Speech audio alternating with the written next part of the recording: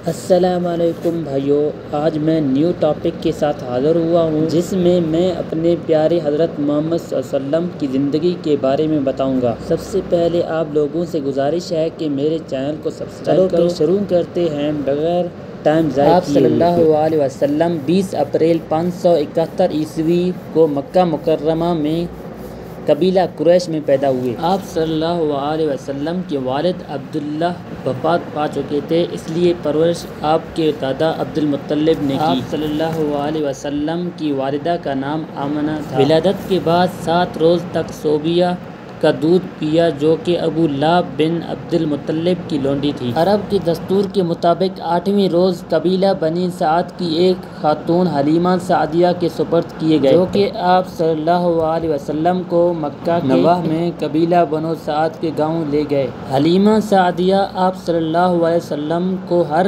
6 ماہ بعد مکہ لاتی تھی۔ آپ صلی اللہ علیہ وسلم 4 برس کی عمر تک بنی سعد میں رہے۔ 6 برس کے تھے کہ والدہ کا انتقال ہو گیا۔ بعد ازاں پرورش اور تربیت پہلے دادا عبد المطلب نے کی۔ جب 8 برس کے تھے تو دادا بھی وفات پا گئے۔ اس طرح اپنے چچا ابو طالب کے سایہ عاطف میں آ گئے۔ آپ صلی اللہ علیہ وسلم نے اپنے چچا کے ساتھ بصرہ اور شام کے کئی تجارتی سفر کیے۔ 12 سال کی عمر میں تجارت کے سلسلے میں شام گئے تو وہاں ایک عیسائی راہب بحیرہ نے آپ صلی اللہ علیہ وسلم کو دیکھا تو ابو طالب کو بتایا کہ نبوت کی جو علامات تورات اور انجیل میں درج ہیں وہ آپ صلی اللہ علیہ وسلم میں موجود ہیں۔ 15 برس کے ہوئے تو جنگ فجار میں حصہ لیا۔ آپ صلی اللہ علیہ وسلم نے تجارت کو اپنا پیشہ بنا لیا۔ جب 25 برس کے ہوئے تو آپ صلی اللہ علیہ وسلم کا نکاح حضرت خدیجہ رضی اللہ تعالی عنہا سے ہو گیا، جو کہ ایک بیوہ خاتون تھی۔ عمر 40 سال تھی۔ آپ صلی اللہ علیہ وسلم کی اولاد میں سے